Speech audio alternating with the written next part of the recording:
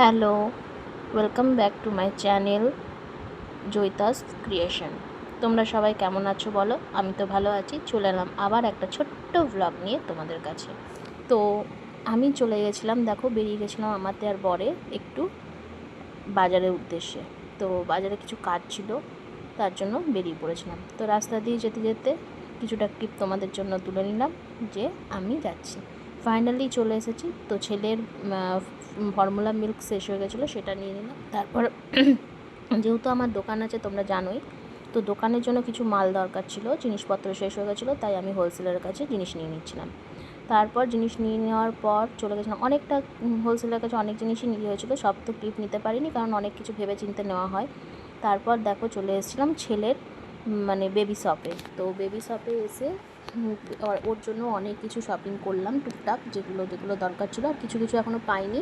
তো ঈদের জন্য এখন মাল ঢোকেনি, তো তারপরে যাব তখন নিয়ে আসবো সেই ভেবে চলে এলাম। আমরা বাড়ি ফিরছি। আবার দেখো বাড়ি ফেরার পর এই ভিডিওতে তোমরা এইটুকুই, বেশি ক্লিপ আর নিতে পারিনি, তো তার সাথে তোমাদের আর একটা ক্লিপ অ্যাড করে দেবো, দেখে নিও একটু। তো এই যে যেতে যেতে দেখো রাস্তার মধ্যে আমার শ্বশুরবাড়ির পাশেই সামনেই হচ্ছিলো বাসন্তী পুজো। আমার বাপের বাড়ির পাশেও হয়, এটা শ্বশুরবাড়ির পাশে, তো একটু প্যান্ডেল হয়েছে, আমি সেটা শেয়ার করে দিলাম। তারপর দেখো ছেলের জন্য কী কী কিনে নিয়ে এসেছি সেটাই তোমাদের সঙ্গে শেয়ার করলাম। মাল জিনিসপত্র কী কী দোকানের জন্য নিয়ে এসেছি সেটা আর দেখালাম না, ওটা না হয় অন্য কোনো ভিডিওতে দেখাবো, ওটা এখনও আনপ্যাক করিনি। তো যেহেতু ওটা দোকানেই রেখে দিয়েছিলাম, তো ছেলের জন্যই দেখো ফিডিং বোতল, ওর পাশ থেকে ছেলেকেও দেখে নিলে তোমরা, ও খেলছিল পাশে। তো ফিডিং বোতল ওর কয়েকটা দরকার ছিল, যেগুলো খারাপ হয়ে গেছে। তো আমি মোটামুটি এই ফিডিং বোতলগুলোই ইউজ করি। ও বড় বড় ফিডিং বোতলগুলো ও খেতে পারে না, নিপেলগুলো টানতে পারে না। তার সাথে ওর হচ্ছে ক্লিনজার শেষ হয়ে গেছিলো, যেগুলো দিয়ে ওকে ওর বটল আর ওর বাসনপত্র ক্লিন করি, তো সেটাও শেষ হয়ে গেছিলো।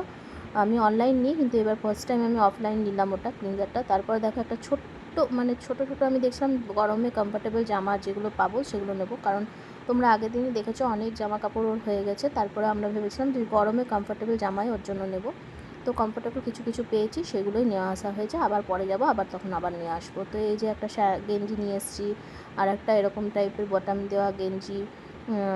এটা 3টে কালার নিয়েছি, একটা অরেঞ্জ, একটা ব্ল্যাক, আর একটা কী কালার নিয়েছি দেখাচ্ছি দাঁড়াও, আর একটা হচ্ছে তোমার ওই ইয়েলো কালারের স্যান্ডো গেঞ্জি টাইপের, ওটা নিয়েছি। আর এই যে ওয়াইন কালার, এই কালারটা ভীষণ ভালো লেগেছে ওর বাবারও আমারও এক দেখাতে। তো এই 4টে জামা ছেলের জন্য নিয়ে এসেছি। আর এই যে ছেলেকে যেগুলো হচ্ছে তোমার যখন খাওয়ানো টাওয়ানো থাকে বা লালাপোষ যেগুলোকে আমরা বলে থাকি, তো ওকে খাওয়ানোতে বেশি ইউজ করি। তো এই দুটো একটা নিয়ে এলাম, আমার কাছে ছিল কিন্তু আরও দুটো নিয়ে নিলাম এক্সট্রা।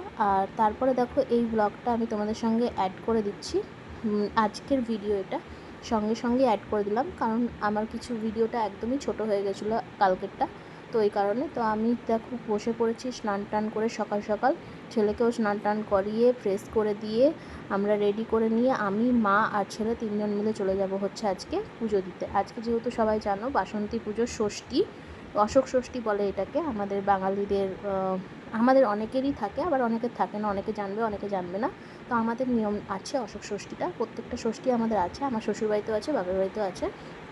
তো যেহেতু ছেলে হয়ে গেছে, তো ছেলে হয়ে যাওয়ার পর প্রত্যেকটা মেয়েকে মাকে ষষ্ঠী করতে হয়, তাই এটা অশোক ষষ্ঠী। এটা আমার লাইফের এটা 2 নম্বর ষষ্ঠী আমার ছেলের জন্য। তো এই যে চলে যাবো এবার পুজো দিতে, তাই তোমাদের সঙ্গে একটু গল্প করে নিচ্ছিলাম। বাকি যে ষষ্ঠীতে কী করলাম না করলাম, সারাদিন কী খেলাম, কীভাবে থাকলাম, সমস্তটাই তোমরা নেক্সট ব্লগে দেখতে পাবে। ততক্ষণের জন্য বাই বাই, সবাই সুস্থ থেকো, ভালো থেকো, সবাই একটু সাবস্ক্রাইব করে দিও ভালো।